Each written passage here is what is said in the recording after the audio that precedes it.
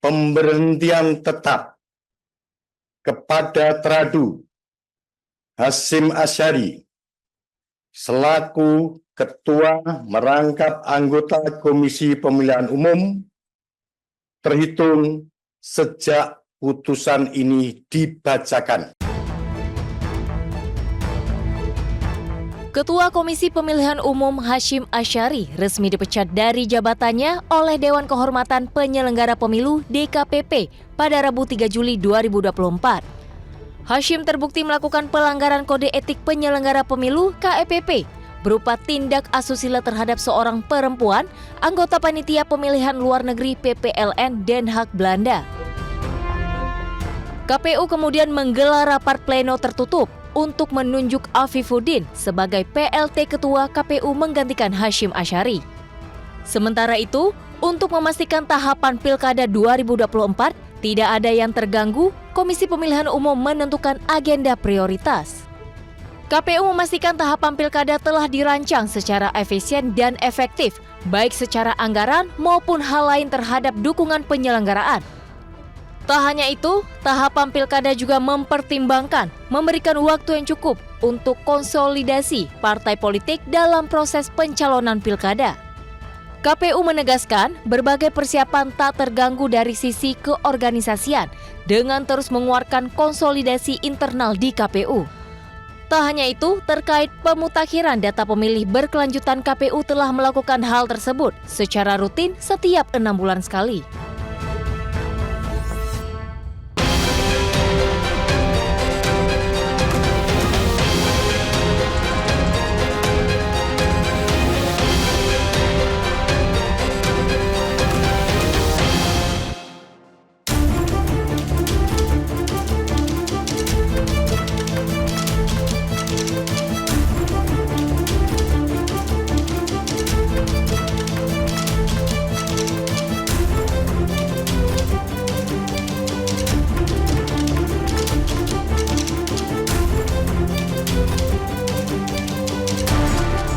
Pemirsa, usai pemilu kemarin, Pilkada serentak akan dilaksanakan dalam waktu dekat.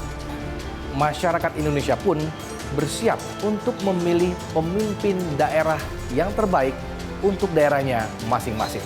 Berkaca dari kendala yang dihadapi di pemilu kemarin, KPU pun bersiap dan berbenah mempersiapkan pesta demokrasi 5 tahunan di seluruh wilayah di Indonesia. One on One kali ini akan membahasnya dengan Ketua KPU RI, Muhammad Afifuddin, bersama saya, Samuel Purba.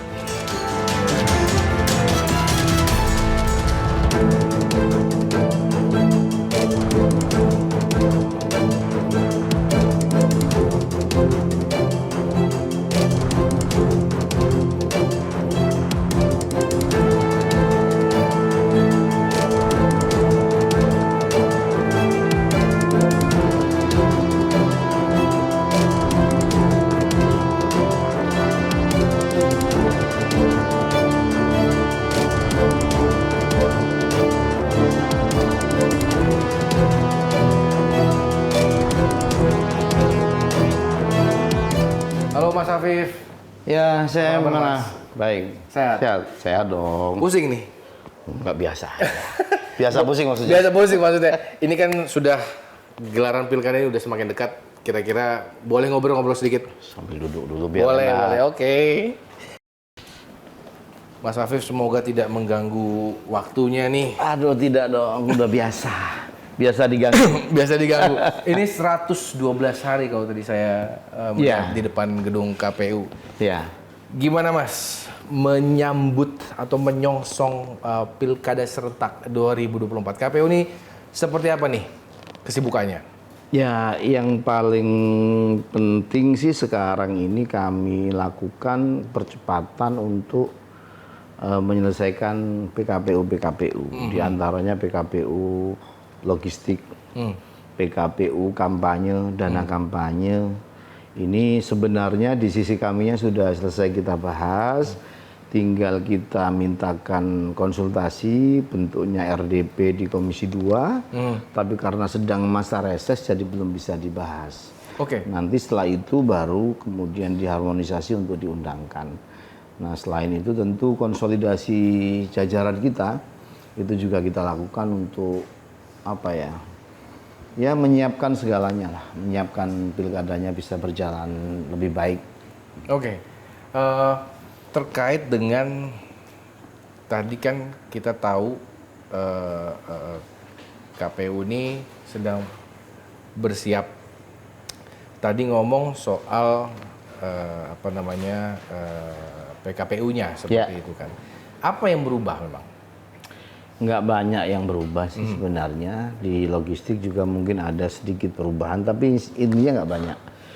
Karena undang-undangnya kan juga sama, undang-undang yang dipakai untuk pilkada, Undang-Undang 10/2016 juga sama. Jadi sebenarnya yang sedang kita inginkan untuk percepatan konsolidasi internal kita itu adalah bagaimana teman-teman di saat tahapan pemilu nasionalnya kemarin belum selesai semua. Oke, Masih ada sebagian yang pengajuan gugatan seperti itu maksudnya ya? digugatkan kembali pasca putusan Mahkamah Konstitusi, digugat kembali ke Mahkamah Konstitusi. Secara informal karena belum kami dapat surat lagi ini ada sekitar 8 perkara. Artinya teman-teman ini kan sedang belum selesai semua urusan pemilunya. Iya. Sudah pada saat yang bersamaan harus menyiapkan tahapan pilkadanya. Jadi ini sebenarnya terpengaruhnya secara SDM kah seperti itu, Iya. Mas Afif?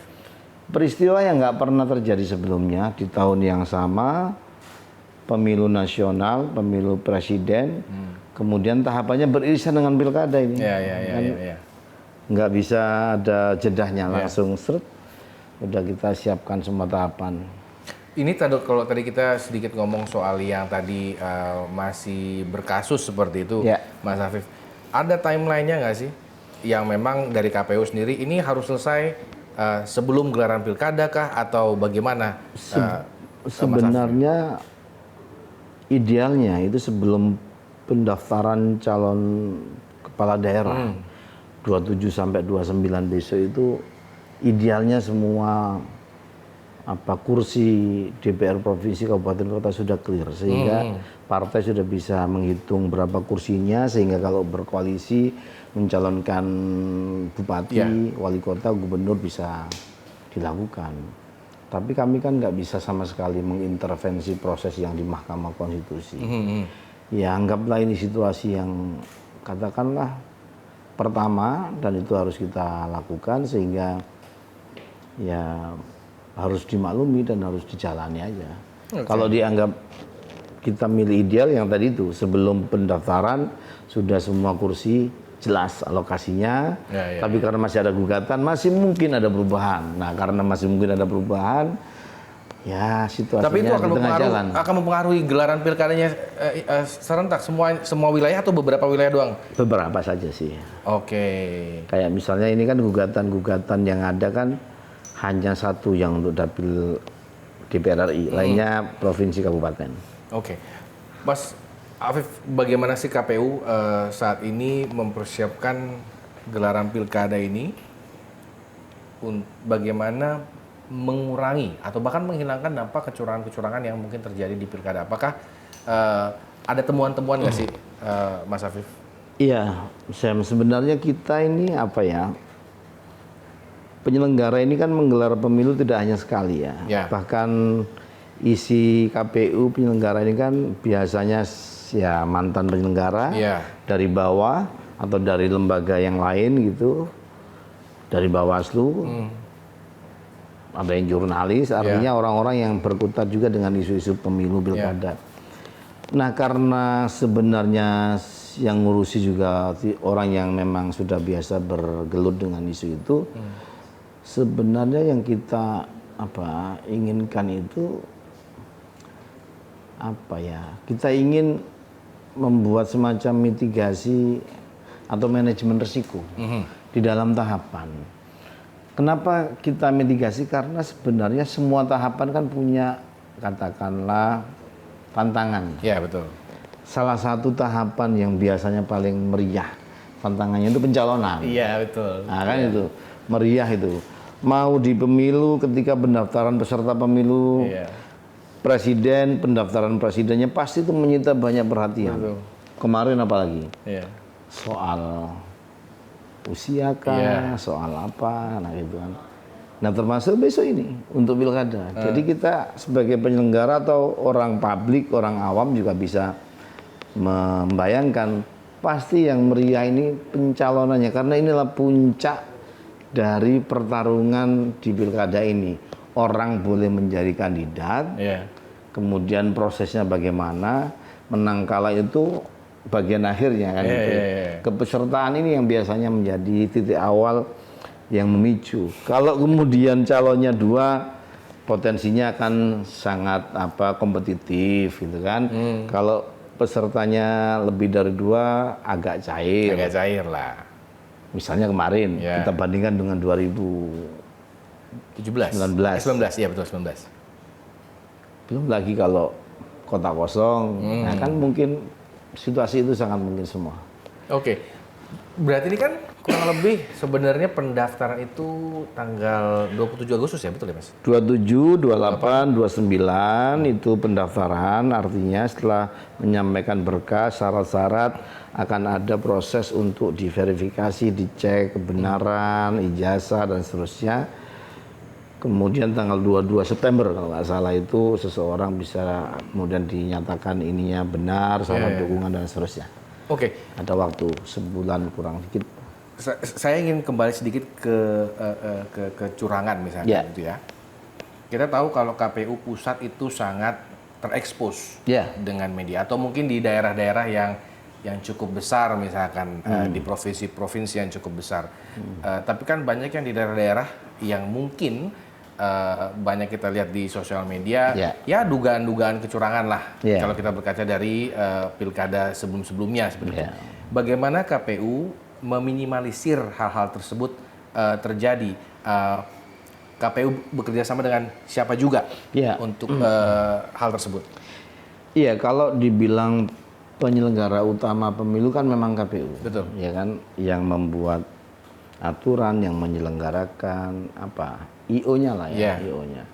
Nah, tapi kan kita juga tidak bisa menyelenggarakan pemilu ini sendiri. Anggarannya saja untuk pilkada ini dana hibah Pemda. Oke. Kalau tidak ada anggaran itu, tidak bisa kita pilkada ini. Artinya dari situ saja jelas bahwa harus ada kerjasama dengan para pihak. Nah, dalam konteks kecurangan sebenarnya, ya kita harus mau bergandeng tangan dengan semua pihak. Contoh misalnya, ada lembaga yang punya kewenangan mengantisipasi, mengawasi potensi kecurangan dan seterusnya, Bawaslu. Ada peserta pemilu, ada pemilih. Semuanya harus gandengan tangan. Percuma kalau KPU-nya sangat maksimal mencoba mengatur sangat detail, kemudian semua orang menyiapkan strategi untuk mencuri suara. Artinya area battle-nya jadi nanti juga nggak imbang. Nggak Jadi imbang. semuanya harus jaga, semuanya harus menjaga. Dan kami meyakini memang KPU ini nggak bisa sendirian, harus bareng. Maka di periode ini saya mengusulkan dan saya sudah datangi dan saya sudah sampaikan ke teman-teman Bawaslu, kita rakor bareng. Oke. Bareng agar pemahaman atas undang-undang, aturan yang mengatur pilkada ini paling tidak pemahamannya itu kita menuju ke titik yang sama lah. Biar tidak ada pemahaman yang sangat jauh. Kalau ada pemahaman yang katakanlah sudut pandang yang sangat jauh, ya kita diskusikan, dialogkan sebelum tahapan jalan. Sehingga begitu ada tahapan pemilunya jalan, hal-hal yang tidak perlu terjadi itu bisa kita minimalisir. Apakah mungkin tidak terjadi sama sekali pelanggaran? Hampir tidak mungkin. Ini pertarungan orang mencari posisi penting, nggak mungkin juga. Tapi kita minimalisir, kita antisipasi. Ya dalam posisi itu ya semua harus dalam posisi untuk bergandengan tangan. Nah KPU ini pengennya cara pandang kita ya mengajak semua orang lah, mengajak milih, mengajak jaga pemilu dan seterusnya. Sampai saat ini respon kawan-kawan atau elemen lain lah, dalam arti misalkan dalam hal yang tadi Mas Afif bilang Bawaslu misalkan. Ya mereka setuju dan ini tinggal nyari harinya saja karena kan banyak sekali tahapan juga. Tadi saya juga ketemu Ketua Bawaslu juga setuju, intinya kita udah bersepakat kok. Termasuk gelaran tripartit ya dengan KPU, Bawaslu dan DKPP. Ya. Karena bagaimanapun kami ini di penyelenggara pemilu nggak bisa juga ngawur-ngawuran, Sam. Kita ngambil kebijakan semena-mena, dilaporkan orang ke DKPP. Ini begini kita ini. KPU ini kira-kira karena dia harus mengambil putusan, mengambil sikap, mengambil kebijakan. Kebijakan itu katakanlah membuat seseorang menang, diuntungkan. Dia belum tentu belain kita kok. Yang kalah pasti nyoal kita. Putusan peradilan juga begitu. Kita eksekusi, kita tidak lanjut di soal orang yang merasa tidak diuntungkan, kita tidak lanjut di soal juga. Serba salah jadinya kayak. Nggak serba salah, kita harus memahaminya. Ini tantangannya, memanage situasi yang ya kalau dalam bahasa yang sering diungkapkan para pihak kan memanage konflik. Ya, manajemen konflik seperti itu ya. Mas Afif, ini kita tahu berapa lama ya Mas waktu kampanye itu? 60 hari ya, betul ya? Iya. Setelah tanggal 27, 28, 29 pendaftaran langsung sudah bisa kampanye. Apa yang diambil dari pelajaran tahun 2019 yang mungkin yang sebaiknya tidak terjadi lah misalkan? Sebenarnya kalau dari sisi isu atau materi kampanye sih kita berharap hal-hal yang sifatnya menggunakan isu-isu SARA itu kan jelas pidana dan tidak boleh diatur di undang-undang pemilu, benar-benar dihindari ya dengan semua modifikasinya. Modifikasi ini dalam arti apa nih Mas? Modifikasi isunya, apakah agama, ya kan, suku dan seterusnya. Itu yang pertama, harus mutlak nggak bisa diganggu gugat karena di antara 3 hal yang paling rawan dalam kampanye biasanya isu dengan menggunakan isu-isu itu, kemudian politik uang dan netralitas katakanlah penyelenggara atau ASN. Iya, ASN lah seperti ini ya. Kenapa? Karena pilkada ini kan berhadapan dengan para penguasa-penguasa lokal. Iya, penguasa-penguasa raja-raja daerah lah kasarnya seperti itu kan. Kadang di daerah itu punya logika sendiri-sendiri ya. Kita yang katakanlah di pusat baru tahu kalau kedetailannya kalau kita turun, oh ternyata ada faktor ini dan seterusnya. Itu yang terkait dengan materi kampanye. Terkait dengan metode misalnya, saya ingin menyampaikan bahwa sebenarnya perkembangan sekarang teman-teman peserta pemilu bisa dengan sangat maksimal memanfaatkan teknologi informasi, misalnya kampanye dengan media sosial. Itu diperbanyak saja, tidak memproduksi alat peraga terlalu banyak gitu loh. Lepas dari apakah itu berdampak elektoral dan seterusnya, ini kan kita juga harus berpikir soal lingkungan hidup, residu sampah dan seterusnya. Yang lain ya saya kira tetap urusannya soal ya debat yang difasilitasi oleh KPU ketika tahapan kampanye berlangsung. Mas Afif, tadi saya pengen sedikit terkait dengan kalau misalkan daerah tersebut kan ya raja-raja kecil lah kasarannya atau penguasa-penguasa daerah. Bagaimana KPU bisa mempenetrasi aturan dari pusat ke daerah? Karena kan bisa jadi kan penangkapannya beda seperti itu. Ya, kalau dari sisi aturan ini seragam. Kalau dulu kan tahapan pilkada itu ditetapkan oleh daerah-daerah kan mereka. Kalau sekarang kan sebenarnya PKPU ini kita turunkan semuanya sama kan, karena coblosan di hari yang sama, pendaftaran di hari yang sama, mirip dengan pemilu kemarin. Hanya memang penentuan dan seterusnya itu kalau pilkada kabupatennya di KPUD, KPU kabupaten, kalau gubernur ya provinsi. Nah, penetrasi pemahaman yang sama itu ya BIMTEK. Maka hari ini tuh kita lagi masih melakukan konsolidasi untuk semua divisi ya. Misalnya soal data pemilih, kita kumpulin. Ada istilah kami itu tabrak data. Tabrak data itu misalnya datanya benar secara nama, NIK-nya salah, atau kemudian ada di satu provinsi dengan provinsi yang lain. Sebenarnya ini tinggalnya di mana? Karena memang sudah pindah, nggak lapor. Nah itu namanya tabrak data. Salah satunya dihapus. Itu misalnya. Kita juga sedang konsolidasi soal partisipasi pemilih, Parmas, partisipasi masyarakat ini juga kita review apa-apa yang bisa kita dorong untuk menggelorakan, menyemangati bagaimana orang datang menggunakan hak pilih. Baik. Karena orang masih kaget tuh, masih ada pilkada, masih ada pemilu lagi kan gitu Iya. kan. Baru kemarin. Ya, itu dia. Oh, ada lagi Nah. gitu. Baik, Mas Afif masih akan bahas lagi sedikit mungkin nggak sedikit sih, banyak apalagi soal PKPU. Sekarang boleh nggak sih Mas Afif saya lihat kantor KPU sendiri? Boleh. Boleh. Baik. Pemirsa tahan dulu, kami masih akan kembali usai jeda. Tetaplah bersama kami di One on One.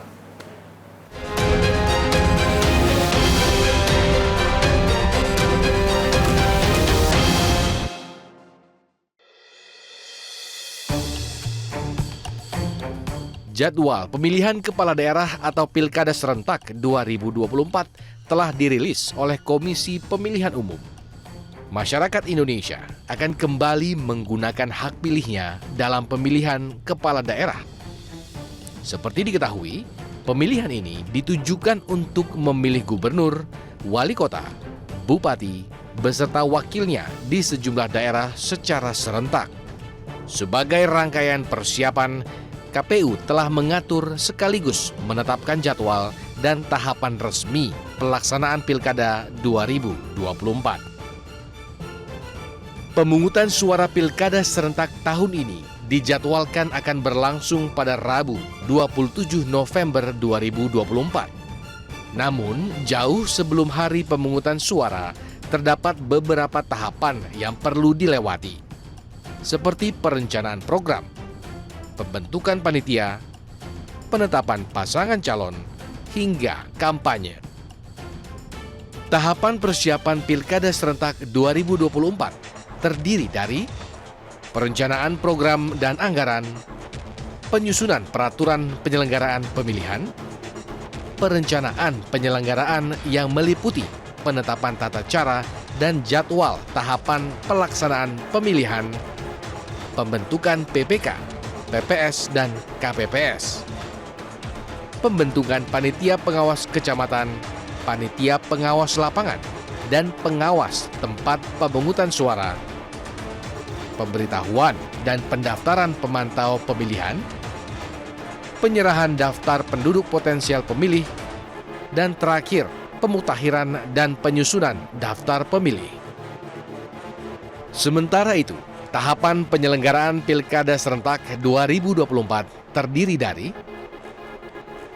pemenuhan persyaratan dukungan pasangan calon perseorangan, pengumuman pendaftaran pasangan calon, pendaftaran pasangan calon, penelitian persyaratan calon, penetapan pasangan calon, pelaksanaan kampanye, pelaksanaan pemungutan suara, penghitungan suara dan rekapitulasi hasil penghitungan suara, penetapan pasangan calon terpilih tanpa permohonan perselisihan hasil pemilihan, penyelesaian pelanggaran dan sengketa hasil pemilihan, penetapan pasangan calon terpilih pasca putusan Mahkamah Konstitusi, putusan dismissal atau putusan Mahkamah Konstitusi diterima KPU, pengusulan dan pengangkatan bupati dan wakil bupati atau wali kota serta wakil wali kota terpilih,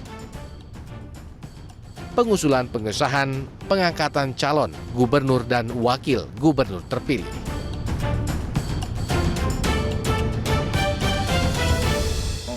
Ayo, ngeteh, Sam. Boleh, Mas Afif. Aduh, nih kebetulan haus. Dari tadi kita ngobrol cukup panjang. Aduh, Mas Afif. Ayo diminum dulu. Oh, boleh.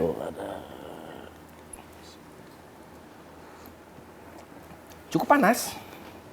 Mas Afif, ini Ya. PKPU sudah disahkankah atau sudah dirombakkah atau digodok atau bagaimana nih, Mas? PKPU apa nih? PKPU ya semuanya lah, peraga kampanye. Nanti ada beberapa yang ingin saya tanya, tapi nanti aja dulu. Ya ini yang peraga kampanye seperti itu, apa yang sudah dihasilkan? Ya kalau draft dari kita kan sudah diuji publik hari Betul. Jumat kemarin. Ya beberapa poinnya ada inilah masukan-masukan. Tapi kan kalau berupa PKPU yang sudah diundangkan nanti ya, artinya kita masih ada satu atau dua tahapan lagi, yaitu konsultasi di Komisi 2 DPR, setelah itu harmonisasi bersama Kumham dan para pihak. Oke, soal alat peraga kampanye, aturan-aturan dalam berkampanye itu sudah fix semua, Mas, sudah disetujui? Udah. Ya nanti kan kalau sudah di Komisi 2 disetujui dan diharmonisasi beres ya baru bisa dipakai kan gitu. Oke. Artinya dari sisi kaminya udah, pembahasan di internal kaminya sudah. Bolanya udah bukan di KPU lagi Ya, seperti itu kasarnya. termasuk masukan dari para pihak di uji publik pada hari Jumat kemarin. Nah, kemarin uji publik itu apa, Mas? Apa peran uji publik itu bagi KPU sendiri? Nah, sebenarnya uji publik ini kan kita menerima masukan dari para pihak. Biasanya yang kita undang peserta pemilu, kemudian teman-teman NGO, akademisi, nah itu biasanya. Nah, mereka akan ngasih masukan atas beberapa isu. Ya kita sesuaikan, kalau isunya lagi dana kampanye ya NGO yang fokus di dana kampanye. Kalau isu atau PKPU-nya membahas terkait dengan isu kampanye dan seterusnya ya yang biasa ngawasi atau memantau tema-tema kampanye. Apa masukan yang diberikan atau mungkin buat KPU ini harus diterapkan nih? Saya kebetulan kemarin enggak ikut uji publiknya, ada teman-teman lain yang menghandle karena saya ngisi acara di tempat lain. Oke. Ini Mas banyak, saya agak segen nanya tapi nggak apa-apa ya.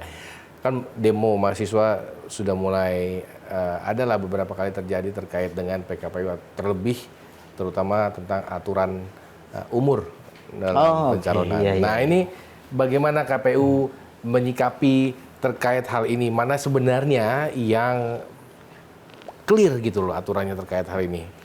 Ya, sebenarnya kan aturan umurnya tetap untuk gubernur dan wakil gubernur 30, untuk bupati dan wakil bupati, wali kota dan wakil wali kota 25. Nah, kemudian muncullah beberapa waktu yang lalu putusan MA nomor 23 yang menyatakan bahwa itu dihitung sejak pelantikan. Karena ada putusan Mahkamah Agung itu, maka itu kita adaptasi dalam PKPU kita bahwa nanti pasangan calon itu yang mendaftar akan dihitung usianya saat pelantikan sebagaimana norma yang dibuat oleh Mahkamah Agung dalam putusan 23 itu. Nah, karena norma ini kemudian dihubungkan dengan masa pelantikan, kita lihat undang-undang pilkada. Ada di pasal 165 itu disebutkan bahwa untuk pelantikan, tata cara pelantikan dan seterusnya itu diatur dalam peraturan presiden, Perpres. Maka kita menyampaikan ke pemerintah, Kemendagri, kita diskusikan ini ada aturan begini. Kami mensimulasikan nih, kalau dalam situasi pilkadanya 27 November, kemudian maksimal rekap di tanggal 16 Desember, maka kalau tidak ada kasus atau sengketa di Mahkamah Konstitusi, paling cepat pelantikan itu tanggal segini. Setelah itu baru ada kasus-kasus di Mahkamah Konstitusi, kita sesuaikan kapan selesainya tergantung bagaimana dan berapa lama waktu penyelesaian sengketa di Mahkamah Konstitusi, termasuk tindak lanjutnya apakah berupa pemungutan suara ulang dan seterusnya. Oke. Berarti ini kasarannya kalau misalkan umur saya mau 30, belum 30, tapi saya mendaftarkan umur 29, tapi ketika pelantikan saya sudah umur 30, berarti sah begitu ya? Berarti ya, Mas Afif? Iya. Hitungannya gitu, di hari pelantikan pertama gitu, kita tarik mundur. Oh, gitu. Baik. Mas Afif, pergantian paslon sudah ada pergodokan baru nggak sih soal tersebut? Misalkan ada paslon yang mungkin diganti di tengah jalan kah? Atau mungkin setelah dia mendaftarkan, Nggak habis ada itu nanti diganti, itu seperti apa mekanismenya? Nggak ada perubahan dengan yang dulu kok. Nggak ada perubahan, masih sama. Berarti kalau misalkan saya berpasangan dengan Mas Afif nih, kita maju sudah mendaftarkan, ketika di tengah jalan berbeda pendapat, hingga akhirnya bubar, apa kira-kira yang harus dilakukan? Ada sih ya, ada aturan yang kalau memang sudah mendaftarkan, kemudian kalau itu dianggap kayak bagian dari strategi itu nggak boleh, memang ada aturannya di kita. Itu yang lama juga sama. Jadi yang prinsip-prinsip boleh mundurnya karena alasan apa dan seterusnya itu sama. Nggak ada yang berubah masih. Nggak ada yang berubah, jadi tetap jalan terus berarti mereka? Oke. Saya lagi bingung nih sebenarnya nih, karena kemarin memang Pilpres itu atau pemilu debat publik selalu dilakukan. Kalau nggak salah 5 kali kalau nggak salah ya Pilpres. 5 kali. Kali ini di Pilkada berapa kali? Bahasanya 3 kali kah? maksimal 3 kali. Maksimal 3 kali. Apa peran KPU di situ? Paling Dan banyak bagaimana 3 kali. KPU menggodok pertanyaan? Apakah itu sudah? Udah, kalau itu kan rutin ya. Jadi ya biasa kita menyiapkan lah ya, karena agenda debat itu biasanya salah satu metode kampanye yang difasilitasi oleh KPU atau penyelenggara. Dalam aturan kita dilaksanakan maksimal atau paling banyak 3 kali putaran. Ini juga tergantung kekuatan anggaran di masing-masing titik. Dan ini juga kita sarankan dan diutamakan dilakukan di tempat atau di daerah asalnya, di lokasi di kotanya. Karena kalau nggak salah ada juga trennya dilakukan di, katakanlah di studio TV yang tidak di kotanya gitu kan. Kita dorong untuk di lokal, itu satu. Kemudian pemilihan moderator itu prinsip-prinsip juga ada. Ya apakah harus akademisi yang netral atau teman-teman dari jurnalis yang katakanlah tidak terafiliasi dengan kekuatan partai politik sehingga tidak menimbulkan sakwasangka. Tidak ada perubahan signifikan sih dari sisi pengaturannya untuk debat dan seterusnya itu. Ya penasaran kalau misalkan maksimal tuh 3 kali kalau nggak salah betul Mas. Kalau daerah ya tidak sanggup sama sekali, kalau memang dananya tidak ada, apa yang bisa dilakukan atau mungkin KPU mempunyai cara apa supaya masyarakat tuh tahu ini ada calon loh dan mereka harus bertanding secara fair tentunya gitu ya. Apa yang KPU lakukan? Apalagi kalau misalkan tidak ada dana, apakah memang KPU memiliki dana tersendiri untuk hal tersebut? Sudah diperhitungkankah? Insya Allah ada, insya Allah. Setiap daerah ada lah. Cuman pilihannya kan tinggal TV-TV yang mana gitu kan. Ada TV lokal, ada yang TV nasional. Kadang-kadang juga termasuk calonnya. Kalau calonnya sangat menarik minat publik, itu kadang-kadang juga malah istilahnya bisa jadi nggak perlu biaya. Iya, TV-nya juga minat untuk kemudian menyiarkan. Ada situasi yang begitu dalam jadi menguntungkan untuk medianya juga seperti itu kasarannya kan? Ya termasuk katakanlah media penyiaran atau media di lokal kan juga variatif sekarang. Jadi saya kok membayangkan pasti bisa terfasilitasi itu.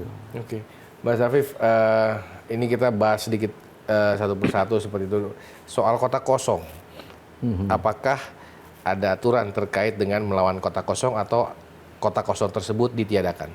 Kota kosong dalam pengalaman kita memang ada. Bahkan dalam pengalaman pilkada di Sulawesi Selatan, di Kota Makassar, pernah kota kosong menang. Nah, artinya ya idealnya memang di setiap kompetisi, kontestasi ada paslon lah ya. Tetapi ini kan domain yang tidak bisa semuanya diselesaikan oleh penyelenggara. Katakanlah kalau di satu daerah semua partai mendukung calon A, B, dan kemudian hanya satu pasang ini ya bagaimana? Ya tinggal aturannya aja kita terapkan. Dorongan-dorongan yang sekarang ada ke kita itu diantaranya disuarakan teman-teman LSM itu, mau nggak KPU memfasilitasi kampanye kota kosong? Nah ini kan jadi debat lama lah sebenarnya. Apakah iya kotak kosong di fasilitasi Iya. untuk kampanye gitu Iya, kan. iya. Tapi pada faktanya sebenarnya kami ini kan juga pingin yang namanya negara demokrasi yang berkembang baik itu tidak kurang kandidat, tidak kurang pasangan Betul. calon, kan idealnya begitu. Tentu kami lebih pingin juga kalau ya normalnya ada calon di semua titik dan seterusnya. Tapi situasi politiknya kan nggak mungkin semuanya berdasar yang kita pikirkan. Betul. Nah ini yang kemudian kita nggak tahu bagaimana situasi di masing-masing daerah. Apalagi ya, saya ini dengar info misalnya, begitu seseorang diminta mundur meskipun belum dilantik jadi DPR, Iya. DPR RI dan seterusnya, yang terpilih pemilu kemarin, ini animo keinginan orang mencalonkan jadi kepala daerah jadi nggak terlalu besar. Kenapa? Dia belum dilantik, Oh, sudah harus mundur. oke. Satu ya kan, ini harus dibuktikan nanti pas pendaftaran. Jangan-jangan masih banyak juga yang mendaftarkan Iya, begitu. iya. Karena apa? Ini kan situasi yang nggak pernah sebelumnya. Di tahun yang sama orang baru running, capek kampanye pemilu, iya. pilpres, apalagi pileknya masing-masing ini tarung untuk bersaing dengan pasangannya. Belum juga selesai lah Belum capeknya. selesai, belum Udah istirahat tarung lah lagi, ya. udah bersiap untuk kampanye tarung lagi. Gitu. Masih ada juga yang Iya. bergulir di mahkamah seperti itu kan ya. Dia harus kampanye lagi kan untuk pilkadanya. Ada juga. Tapi berarti nih kotak kosong ini masih menarik buat masyarakat. Bisa jadi. Bisa jadi. Cuman mungkin KPU akan berputar kalau memang harus memfasilitasi kampanye kotak kosong seperti itu ya. Iya, yang pasti kita ya menjalankan aturan saja. Kalau dibilang ada kotak kosong, apa yang kemudian harus dilakukan oleh KPU kan jadi repot kalau Iya, kita iya. kemudian mensosialisasikan juga untuk Lawan ini iya. kotak kosong seperti itu kasarnya begitu gitu kan. lah kira-kira. Iya. Bas, ini terkait juga dengan ada laporan dana kampanye kalau nggak Iya, salah. iya. Yang kalau tidak melapor itu kasar gini, sanksi diskualifikasi itu ditiadakan. Ini KPU melihatnya seperti apa sih? Apakah memang sebenarnya laporan dana kampanye itu tidak segitu vitalnya atau seperti apa, Mas? Kalau dalam pemahaman kami sejak 2017 kalau saya pilkada itu pengaturan diskualifikasi untuk LADK memang nggak ada. Oke. Iya. Saya sendiri bolak-balik juga waktu melaporkan situasi itu yang memang nggak pernah tereksekusi. Tapi ini sedang kita bahas ya. Apakah ada norma yang signifikan berubah yang sedang kita cek ini PKPU yang kemarin, Iya. pilkada kemarin dengan yang sekarang. Ini sedang saya mintakan untuk dicek kembali gitu terkait dengan aturan itu. Termasuk dengan aturan yang tadi Iya, kita yang bahas tadi itu ya. disampaikan itu. Bahwa maksudnya takutnya kan memang ada Iya. implikasinya di lapangan Betul, seperti itu termasuk mungkin. ya katakanlah jangan sampai kita menjalankan aturan yang semestinya kemudian dipahami lebih. Ingat, dulu KPU pernah melarang orang yang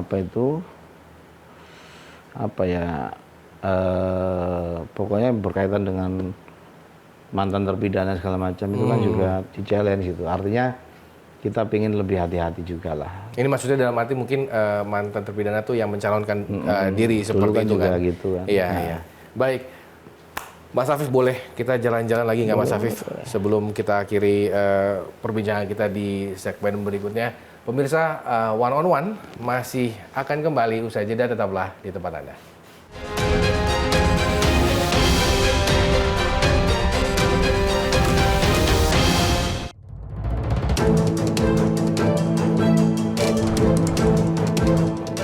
Dikenal sebagai mahasiswa aktif di kampus, Muhammad Afifuddin pernah menjadi Presiden Mahasiswa BEM UIN Syarif Hidayatullah Jakarta dan juga menjadi pengurus besar Pergerakan Mahasiswa Islam Indonesia.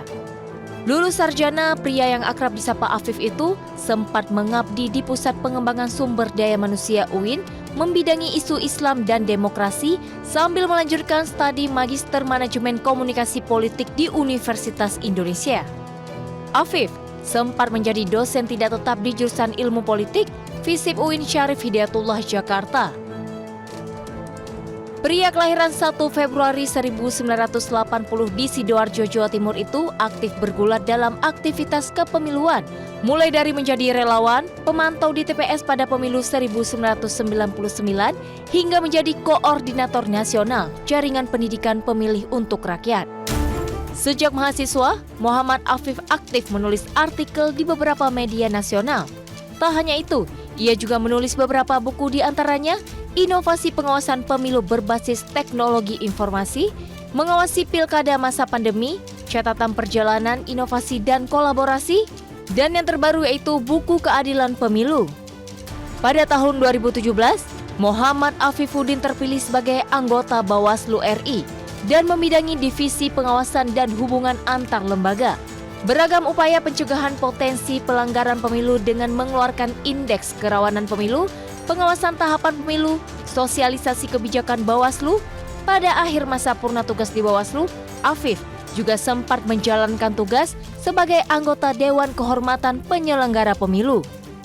Selanjutnya, Afif mengemban amanah baru sebagai anggota KPU RI periode 2022 hingga 2027 selaku Ketua Divisi Hukum dan Pengawasan serta Wakil Ketua Divisi Data dan Informasi. Peningkatan inovasi dan kolaborasi diyakini Muhammad Afifuddin dapat menjadi modal untuk menuju pemilu 2024 yang lebih demokratis dan berintegritas.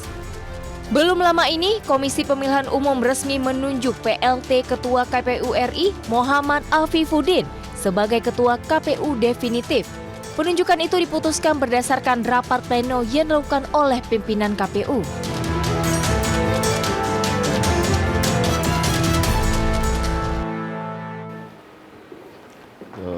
Wah, ini ruangan mini pameran lukisan Avandi. Menarik sekali, ini masih bagus-bagus Keren, banget ya Mas Afif.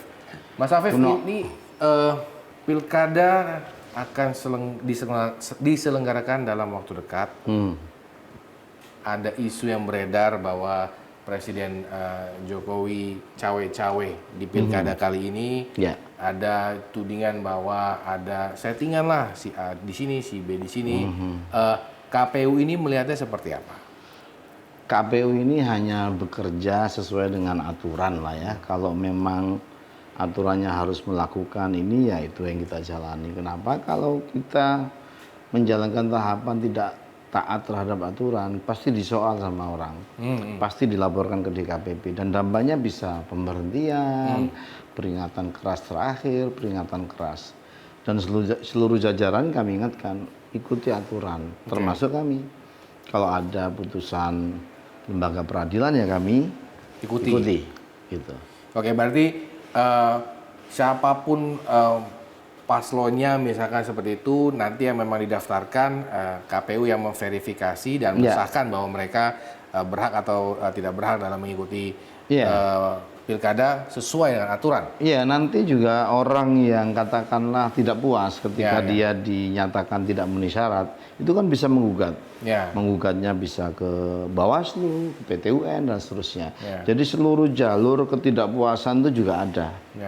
Sehingga tidak usah khawatir kalau KPU dianggap yang tidak katakanlah profesional ketika menerima seseorang mendaftar, disoal bisa. Kemudian kalau persoalannya kemudian KPU melanggar aturan, melanggar konstitusi, itu lebih serius lagi. Jadi intinya nggak usah khawatir. Jadi masyarakat punya banyak opsi lah kalau memang harus melakukan langkah hukum.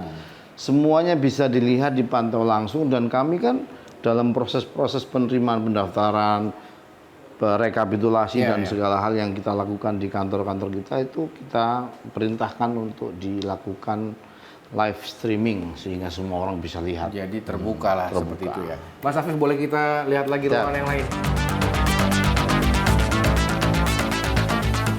Ini ruang kompres biasanya nih. Konferensi pers, biasanya kawan-kawan habis acara sini kompres. Tapi sekarang lagi agak sepi. Agak sepi seperti itu. Mas, ini masih kita membahas soal pilkada serentak. Apa yang dipakai untuk proses menghitung? Kalau waktu itu kita pakai Sirekap di pemilu, apa yang akan digunakan oleh KPU sendiri? Ya kalau dulu kan kita ini kan mau ada semacam alat bantu untuk mempercepat semua pihak tahu hasil. Nah, kita menggunakan Sirekap yang ya katakanlah rame ya, tapi jujur harus diakui itu juga membuat banyak pihak tahu lebih cepat kan. Membantu lah. Nah, bahwa ada noise yang disebabkan, ada data yang kemudian butuh dicek akurasinya ya. Nah, untuk pilkada ke depan rencana kami ya tetap menggunakan apakah Sirekap atau namanya nanti apa. Yang pasti tidak mungkin kita tidak menggunakan perkembangan teknologi informasi, itu satu. Kedua, berangkat dari evaluasi atas catatan penggunaan Sirekap, maka kami sedang mengumpulkan masukan apa kurangnya. Misalnya nih, yang bikin ramai kemarin kan ketika prosesnya itu semacam apa tabulasi hasilnya. Betul. Begitu hasil persentase, orang jadi menyoal gitu loh.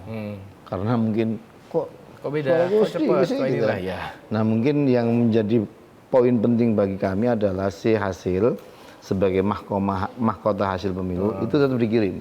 Oke. Untuk kemudian penampilan dari persentase hasilnya itu yang sedang kita pikirkan. Yang pasti hasil rekap penghitungan suara dari semua TPS itu terdokumentasi. Oke. Itu utamanya. Tapi ini masih sebagian masukan. Masih belum. Tapi bahwa kita memposisikan satu sistem ini sebagai alat bantu satu. Kedua, percepatan orang para pihak untuk memperoleh informasi atas hasil. Ketiga, di era seperti ini tidak mungkin kita tidak menggunakan teknologi informasi. Oke. Tapi berarti konsepnya sama bahwa teknologi ini akan mendukung manual seperti itu. Ya, karena undang-undangnya masih penghitungan itu dilakukan secara manual. Jadi masih alat bantu. Kalau ada hal yang harus dikonfirmasi, termasuk proses penghitungannya kan karena undang-undangnya masih begitu, rekap berjenjang, ya itu yang harus kita tempuh. Baik. Mas Afif, ini kan kita tahu sekarang nampaknya berenam sekarang.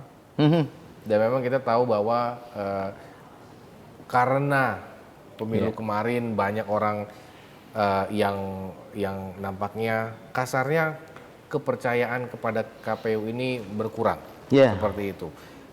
Bagaimana Mas Afif dan juga kawan-kawan mengembalikan hal tersebut di gelaran pilkada kali ini? Apa tantangan yang ditemui? Atau bahkan mungkin sebenarnya kami hanya penyelenggara seperti itu. Jadi about trust nggak terlalu penting lah buat kami. Atau bagaimana sih Mas Afif? Malah kami menganggap trust publik, kepercayaan publik itu yang paling utama. Maka itu yang kita ingin duluan kita benahi.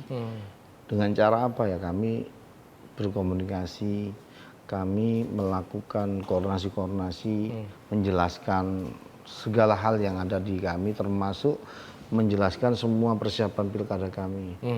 Oke, setiap organisasi, lembaga punya tantangannya masing-masing. Kita tidak berhenti di sini, bahwa organisasi, lembaga ini, KPU ini harus tetap berjalan, pilkada di depan mata.